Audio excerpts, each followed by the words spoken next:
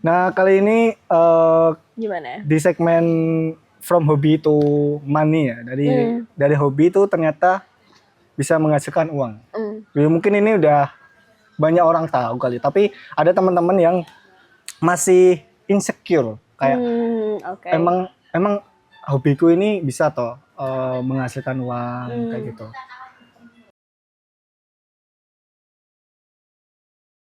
Ini manggilnya apa nih teman-teman pendengar? Batarans. Oke. Kalau karena cerita hari ini lebih ke dari hobi ke uang gitu ya, from benar. hobby to money. Mungkin aku memperkenalkan diri sedikit ke teman-teman juga. Saat ini aku sedang menjalankan koas di salah satu universitas di Jogja.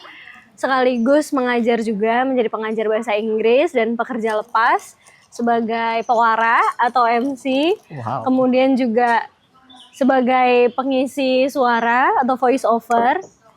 Juga terkadang ikut project-project kayak gini yang berkaitan sama storytelling atau bercerita gitu. Kalau ditanya gimana awalnya suka storytelling itu, dimulai dari SMP waktu itu karena suka ikut lomba. Jadi salah satu lomba yang aku ikuti storytelling berbahasa Inggris waktu itu, dan dari situ akhirnya belajar seninya bercerita. Meskipun dari dulu mungkin ya dari SD kita udah akrab sama cerita, sama buku cerita, tapi kita belum belajar mendalami bagaimana storytelling itu kan. Ada tekniknya, terus apa yang harus diperhatikan dalam kita bercerita, itu dimulai dari SMP dulu. Dari SMP itu storytelling, terus karena kita mau nyambung ke wicara publik atau public speaking, jadi waktu SMA itu akhirnya bergeser. Kalau dari awalnya storytelling, kemudian belajar ke debat. Di debat itu debat bahasa Indonesia, bahasa Inggris juga. Terus mulai waktu kuliah itu dikembangkan lagi lebih ke pidato, terus mulai orasi, suka puisi juga. Jadi akhirnya melebar bentuk public speakingnya ini, bentuk berceritanya ini sudah tidak lagi hanya menceritakan satu kisah, tapi udah berubah bentuk ke apa ya, bentuk penceritaan yang lain lah, lewat konten juga salah satunya. Itu sih. Jadi kalau pertanyaannya dari kapan, dari SMP. Oh, gokil. Dari SMP udah suka. Kamu tuh kalau pas dari SMP tuh emang bentuk ceritanya apa? Misalnya kamu tuliskan di buku kah apa? Kalau di SMP, kalau teman-teman yang ikut FLS 2N atau ikut lomba-lomba berbahasa Inggris, itu kita biasanya masih kisah yang emang udah ada, apa sih namanya, dongeng gitu. Ya, jadi benar. Ada sejarah juga waktu itu, ada dongeng yang fiksi sama yang non fiksi gitu. Jadi kalau storytelling dalam artian lomba bahasa Inggris itu biasanya standarnya dua itu sih, antara fiksi atau non fiksi. Kalau non fiksi itu biasanya cerita soal biografi pahlawan gitu. Berarti belajar riset juga atau gimana? Maksudnya pas lomba apa namanya? Kalau belajar riset waktu SMA. Dari gitu. debat itu. Kan kita belajar menyusun argumentasi, terus kita belajar untuk menyusun opini, bagaimana kita bahasa Inggrisnya itu addressing the problem, masalah yang sedang diperbincangkan dan apa yang mau diselesaikan, itu tuh belajarnya waktu SMA. Oke, keren. Gimana tuh? Berarti untuk saat ini ya, langkah pertama kamu lakukan untuk menghasilkan nih kan, kamu first time kamu, wah ada duitnya ini gitu. Ternyata saya yaping suka cerita ini ada duitnya. Ada duitnya juga ya? Iya betul. Itu apa? Ya, bentuknya apa? Selama sekolah, kalau konteksnya sekolah ya, SMP, SMA, kalau monetisasinya dari mana? Dari lomba itu tadi pasti dapat hadiah. Itu yang pertama. Dapat hadiah, dapat insentif. Ya itu kan kalau menang ya, kalau menang dapat hadiah. Awal mulanya itu dari situ. Akhirnya menggeluti bidang bercerita dan wicara publik ini untuk lomba dulu nih sampai aku kuliah. Jadi lebih monetisasinya lewat lomba-lomba itu. Apalagi kalau lomba kayak gitu kan lumayan ya. Mungkin emang jarang. Maksudnya dalam 1 tahun 3-4 lomba aja itu udah banyak gitu. Tapi sekalinya dapat kan ya lumayan. Untuk ditabung-tabung lah waktu itu ketika masih sekolah. Tapi ketika kuliah akhirnya menyadari kalau untuk bergantung ke lomba aja itu nggak cukup nih, apalagi kita udah masuk di usia yang kita udah boleh bekerja kan, udah usia pekerja. Jadi karena tuntutan juga ya. Tuntutan wah gimana nih cara survive ya. Oke. Betul, itu akhirnya dimulai dari ditawari orang dulu. Jadi ditawari waktu itu karena mereka sering ngedengerin suaraku dari Instagram, terus mereka suka sama karakter suaranya. Jadi job pertama atau pekerjaan pertama yang aku dapatkan yang dibayar waktu itu voice over atau sulih suara, pengisi suara untuk siniar sama untuk video waktu itu. Pernah juga dihubungi akhirnya dari perusahaan, nggak cuman dari kenalan, awalnya dari kenalan dulu dari kenalan yang punya inisiasi sendiri sampai ke akhirnya orang-orang melihat produknya itu, kemudian bisa jadi portofolio. Itu awalnya dari situ. Terus mulailah dari ikut lomba itu tadi, selain kita cari uangnya, kita juga cari jejaringnya. Ketika kita ikut lomba kayak gitu, salah satu yang aku ikuti waktu kuliah ini tuh di Duta Bahasa salah satunya. Dari situ akhirnya kebuka tuh jejaring teman-teman WO, jejaring teman-teman yang suka berbagi informasi atau pelajaran ke komunitas, dan akhirnya dari situ mulai dapat panggilan untuk sebagai pembicara, jadi pewara juga. Awalnya dari situ. Oke, gokil. Berarti teman-teman basicnya atau dasarnya kan storytelling, ternyata melebar sampai merucut ke public speaking tadi. Jadi bicara publik itu tadi. Aku gunakan itu sebagai portofolio. Jadi aku belum memanfaatkan Instagram sebagai platform yang bisa menghasilkan uang untuk aku, tapi lebih ke portofolioku. Jadi ketika orang-orang nanya, Nin mau minta sampel suara dong, cek aja gitu, cek aja video-videoku. Biasanya ya udah sampel suaraku ya di range itu aja gitu. Terus kalau teman-teman kayak pengen ngundang ke kelas atau pengen menjadikan aku pembicara gitu. Nah, selain LinkedIn, maksudnya kalau di LinkedIn itu kan kita ngasih pengalaman dan prestasinya di situ, tapi kemampuan storytelling di Instagram ini akhirnya bisa ngebungkus pengalaman itu jadi sesuatu yang bisa dikonsumsi oleh orang ramai gitu. Jadi mereka melihat produknya. Kalau di LinkedIn itu mereka melihat resumenya, kalau di Instagram mereka akhirnya ngelihat produknya secara langsung berupa video gitu biasanya, atau tulisan juga sih di Instagram. Gokil. Terus ini ya soal kita udah ngomong ini, dari hobi storytelling, melangkah pertama itu di lomba pasti ya. Ini untuk bataran-bataran yang merasa punya skill storytelling, itu tinggal ngikutin lomba aja berarti pertama ya, biar bisa sih. Itu salah satu langkah yang paling nyata, paling bisa diambil, paling realistis dibanding nge-branding dari sendiri gitu ya. Dan nggak usah nunggu. Seringkali itu merasa aduh nggak cukup, tahun depan aja sampai tua, akhirnya nggak mulai apa-apa. Menurutku ikut lomba itu jangan langsung orientasinya langsung ke menang, tapi ikut lomba itu untuk nunjukin kamu ke lapangan dulu kalau ini loh gitu, kamu nerjunin dirimu ke marketnya itu dulu. Bener. Jadi kamu bisa melihat orang-orang dulu, goals atau tujuan utamanya itu observasi teman-teman dulu aja, lapangan. Untuk membiasakan teman-teman terjun ke lapangan itu dulu. Nggak perlu langsung lomba karena maksudnya nggak perlu langsung menang karena takutnya kalau teman-teman orientasinya ke menang, sekalinya kalah terus menyesalnya lama dan akhirnya untuk bounce back-nya lagi sulit gitu. Jadi harus ditanamkan kalau ikut lomba itu ya untuk belajarnya dulu, untuk familiar dulu lah sama lingkungannya gitu. Nggak harus tujuannya langsung ke menang. Kalau dari Dita sendiri itu sebenarnya untuk seorang yang hobi storytelling buat jadiin uang itu tantangannya nih. Tantangannya tuh apa sih kalau di dunia Dita ini? Yang maksudnya kayak kan udah nih, aku dari hobi storytelling akhirnya merujuk pada ke public speaking, diundang di acara-acara buat jadi pembicara. Nah, dari sekian perjalanan itu tantangannya yang paling berkesan apa? Kalau tantangannya mungkin karena udah banyak ya. Maksudnya ketika teman-teman masuk ke dunia ini tuh akhirnya melihat kalau banyak banget orang yang sudah terjun ke sini gitu. Itu persaingannya ya mungkin masih red ocean lah istilahnya. Ini tuh red ocean gitu. Cuman dari tantangan itu ada, kalau teman-teman bisa melihat peluangnya adalah setiap orang itu punya karakternya masing-masing dan itu bisa dijual. Dalam artian nggak harus loh orang yang jago storytelling itu harus mereka yang suaranya gede, yang ekspresif atau yang misal tulisannya harus standar apa gitu. Tapi setiap orang itu punya keunikannya masing-masing dan ada marketnya. Ada pasti ya dari orang tua. Tapi sebetulnya dukungan terbesar adalah tekanan.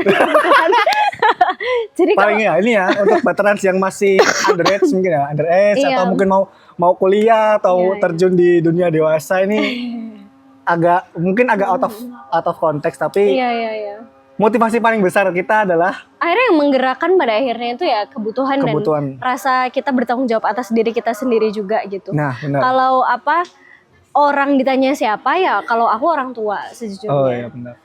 Mungkin akan terdengar klise untuk teman-teman, tapi ketika kita beranjak dewasa itu kita menyadari bahwa orang tua kita tuh juga bertambah tua dan ada rasa sekarang tuh waktunya gantian ya ternyata. Kalau dulu saya yang dihidupi sama orang tua, sekarang mikir lagi gimana caranya aku bisa membantu menghidupi orang tua aku gitu biar mereka istirahat, biar ya udah gantian aku aja yang sekarang memfasilitasi mereka gitu. Dukungan orang tua terbesar buat aku itu mereka nggak pernah mengecilkan semangatku, bahkan ketika mungkin kualitasku juga belum sebagus-bagus itu, tapi apresiasi dari orang tua, dukungan mereka nggak pernah marahin aku karena aku misal dispen sekolah untuk ikut lomba kayak gitu. Mereka nggak pernah mengecilkan mimpi aku. Udah kamu fokus aja ke akademik, nanti jalannya ini gitu. PNS misalkan itu juga jalan yang baik, jalan orang kan masing-masing. Maksudku mereka nggak pernah memaksakan rencana mereka ke aku dibebaskan untuk berkarya dan berekspresi, dan menurutku itu salah satu privilege terbesar yang aku punya. Karena nggak semua orang itu dapat disupport dari orang tua ya. Iya. Salah satunya kebebasan dan kepercayaan. Iya, karena emang profil atau latar belakang kita kan juga masing-masing. Betul. Tapi dari Dita sendiri, alhamdulillah dukung dari sama orang tua. Dari bacaan, ketika kita bisa memahami bacaan itu akhirnya kerasa banget perbedaannya. Ketika kita udah banyak terekspos dengan bacaan itu, akhirnya bicara kita jadi tertata, lebih substantif. Bagaimana kita bisa membawakan sebuah cerita itu jadi sederhana, padat, tapi itu nggak kosong gitu loh.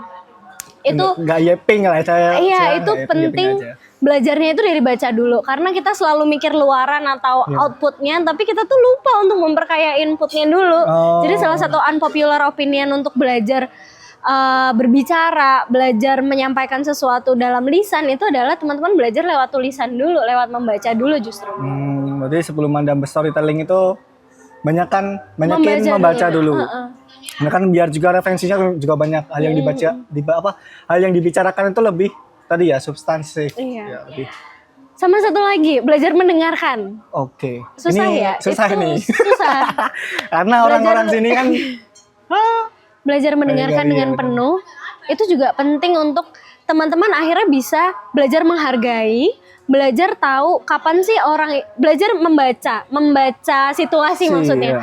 Membaca kapan ya orang itu bosan, apa ya yang bisa membuat orang itu lebih tertarik dengan cara aku bercerita, itu lewat kita mendengarkan, lewat kita membaca itu tadi. Jadi lebih ke input dulu baru ke output. Bener.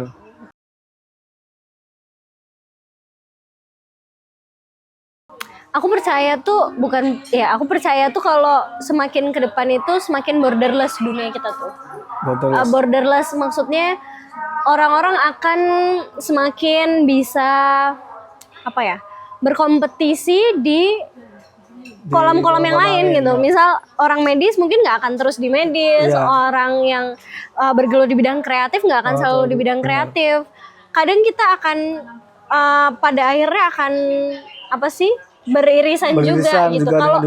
Kalau aku cuma mengandalkan misal aku akademis nih, aku kuliah, terus aku lulus, aku dapat gelar ini, aku bekerja. Menurutku itu terlalu mengotakkan diri sendiri gitu. Di dunia yang semakin jamak. semakin besar peluangnya ini. Tapi itu juga ya yang membedakan kita dengan generasi lama. Iya. Ini mungkin agak out of topic juga. Maksudnya tak lihat-lihat, apalagi kalau mungkin kita ngomongin di bisnis ya.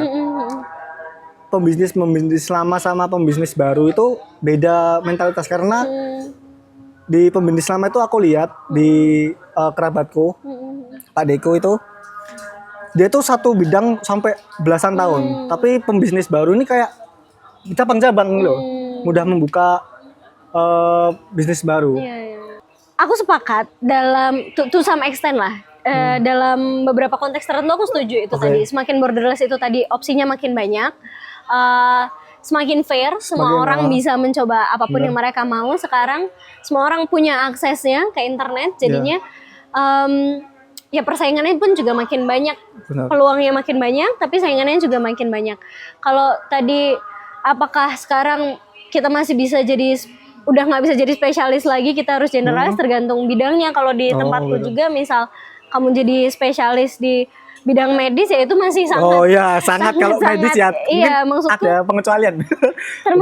termasuk maksudku gini, aku nggak ingin teman-teman terus jadi generalis sampai melupakan jadi spesialis ini, terus jadinya ada fenomena matinya kepakaran itu. Orang-orang merasa dia berhak berbicara tentang apapun, orang-orang berhak menyuarakan tentang apapun yang bukan ekspertisnya mereka gitu. Menurutku bagus, kayak kita bikin M atau T lah ya. Kalau T dulu atau M, jadi punya spesialisnya tapi juga generalis gitu. Bisa di bidang-bidang yang diperlukan secara general tuh ya bisa punya kemampuan, tapi tetap punya satu spesialisasi sendiri gitu. Karena kalau generalis doang pun juga nggak cukup menurutku. Kalau Dita sendiri ke T-shape apa M-shape? Aku masih di T ya, kayak kalau M ya masih jauh ya. Mungkin masih di T dulu. Makanya aku mencoba mendalami mungkin kalau ada NN sih. M kan belum ada. Jadi aku lebih ke akademisku dulu, terus ini yang aku yang general nih. Gitu, terus di kreatifnya general. Ya, untuk bidang yang kamu tekuni masih di bidang medis. Karena ya cuannya banyak di situ. Ujungnya kan di situ. Karena ya tanggung jawab besarnya masih di situ. Tanggung jawab besarnya di situ. Ketika kita punya misal kemampuan untuk storytelling, kemampuan untuk berbicara, itu jadi ada media untuk kita istilahnya aktualisasi diri lah. Benar. Ada kita punya tempat lah di dunia ini. Kontribusi kita ke dunia apa, kontribusi selama kita hidup tuh apa, itu jadi ada kenangannya, ada istilahnya itu, ada trajektorisnya lah, yang ditinggal, ada warisannya lah yang kita tinggalin besok gitu. Benar. Bentuknya karya dan juga ilmu tadi yang kita salurkan ke orang. Kalau dalam setahun ini aku emang lagi fokus menulis.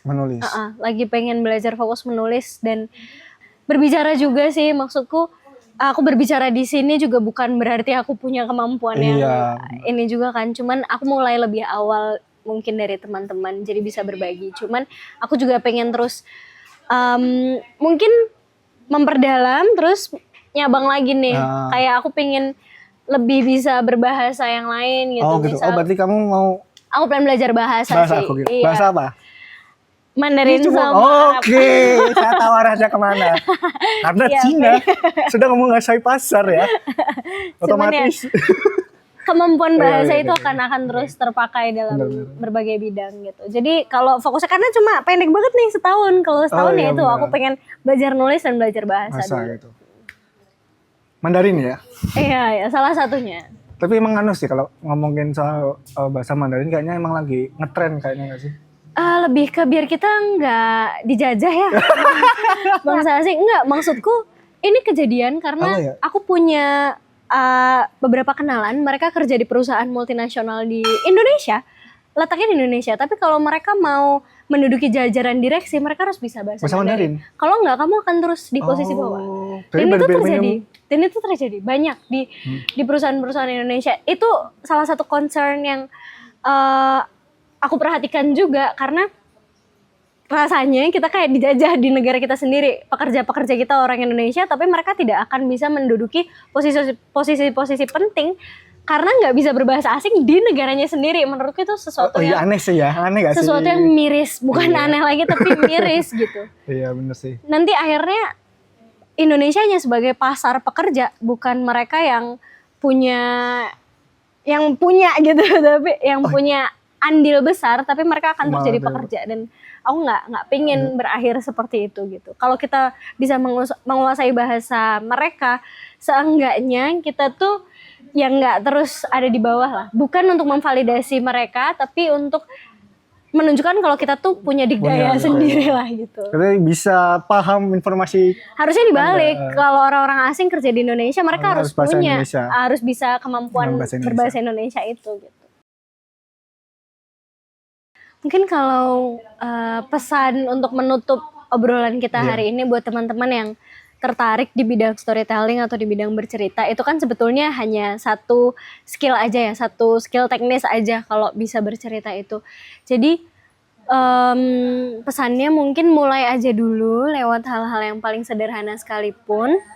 Entah itu teman-teman mulai nulis di Instagram, mulai teman-teman belajar berbicara, tapi satu hal yang pengen aku sampaikan adalah tunjukin aja dulu, bentuknya kayak apapun tuh tunjukin dulu, karena orang itu nggak tahu gitu loh kalau kamu nggak menunjukkan itu. Kamu mau nunggu siapa untuk menolong kamu? Yang bisa menunjukkan dirimu sendiri itu ya udah kamu gitu, lewat karya-karya sederhana sekalipun tuh nggak apa-apa. Coba tunjukkan aja dulu karya teman-teman, siapa tahu itu bisa membuka peluang yang lebih lebar nantinya. Jadi start small dulu aja, nggak apa-apa, show it.